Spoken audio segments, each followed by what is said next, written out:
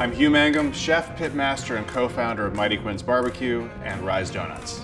Today I'm making a grilled ribeye with charred chimichurri, pickled sweet corn, and crispy roasted potatoes. I'm going to show you how to take something you generally associate with cooking outside and bringing it inside and still getting that awesome grilled flavor. What's going to elevate our grilled ribeye even more is taking a chimichurri, and the twist is charring it.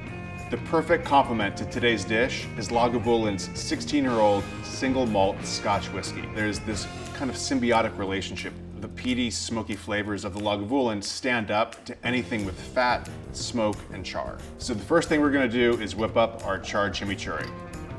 Literally skin on serranos, shallot, I'm gonna cut it right in half at the root. Scallions, I'm gonna trim off the root ends, and we're gonna cut them in about 2-inch lengths. These will just go right in the pan as well. And we're gonna let this sit for about 5 to 10 minutes until we get a nice char on everything. We'll flip them occasionally to make sure it's kind of throughout all of the veg. Chef Rick Bayless was the first chef I had ever seen to do a chimichurri that had any charred elements. So when I tried it, I was absolutely mind blown. I've since adapted it to my own version. It's just this amazing utilitarian sauce that you can use for everything from grilled meats to grilled fish to vegetables. It's just mind-blowingly good. So now we've got this beautiful char on all of our veg in the pan. We're gonna transfer it to a plate and simply let this come to room temperature. We're gonna pull the stems off of the serranos and go right into the food processor with them. And then we're gonna take the shallots. Now the rest of the veg, so scallions, garlic, everything. A good whack of kosher salt. And it's all nice and pulsed together, so now we're gonna add our herbs. Cilantro, just grab a whole bunch, go right into the food processor with it. Parsley, grab it, back on with the lid. And now we're gonna start blending. Adding some olive oil, which will start catching those herbs. And I'm gonna scrape the sides and give it a quick taste. Nailed it. Consistency is perfect. If you want it a little thinner for any reason, you can add some water to it. It's heat. It's got some fat, it's got the char. Such a great sauce. This is gonna pair so well with our grilled ribeye, and it's gonna pair exceptionally well with the Lagavulin 16. Look at this meat. The marbling is awesome, the fat is awesome. That's another reason why Scotch pairs so well with red meat.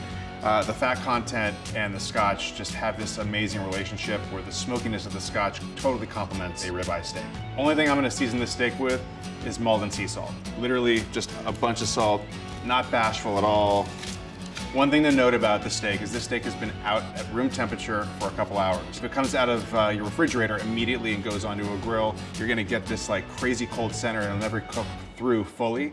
This is gonna enable us to get a great medium rare on the steak while cooking it relatively fast. We're gonna go into a screaming hot grill pan. Listen for the sizzle. I can hear the sizzle, can you?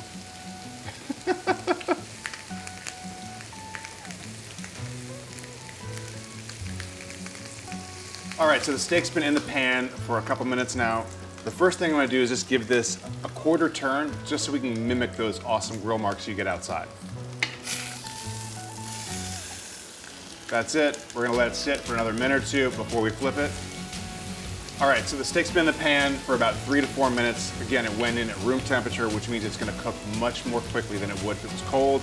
We're gonna flip it now. We haven't pierced it, we haven't checked it, we haven't done anything like that. Give it a flip. Oh, look at that. Look at that. Another couple minutes in the pan. That's it. We wait again.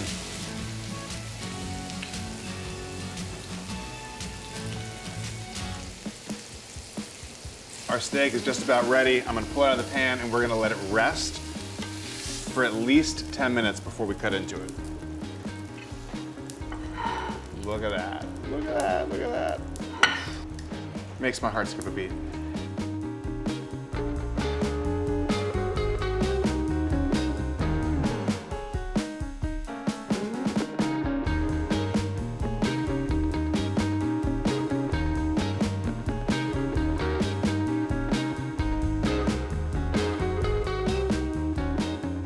All right, so after our steak came off the grill, we rested it for about 10 minutes, and then we sliced it off the bone, Plated it with some chimichurri that we made earlier, as well as some pickled sweet corn for some nice acidic pop, and some crispy potatoes.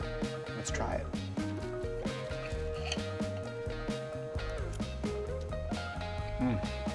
I really want you all to come over and have some of this right now. I'm having a moment. I'm gonna have some scotch right now.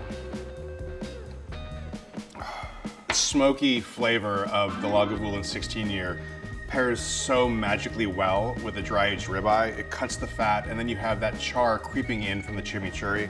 This is just such a perfect plate of food. Peaty, salty, sweet, warms you all up inside. It's like getting a hug from a campfire without having to start the fire. For this recipe, go to Food 52.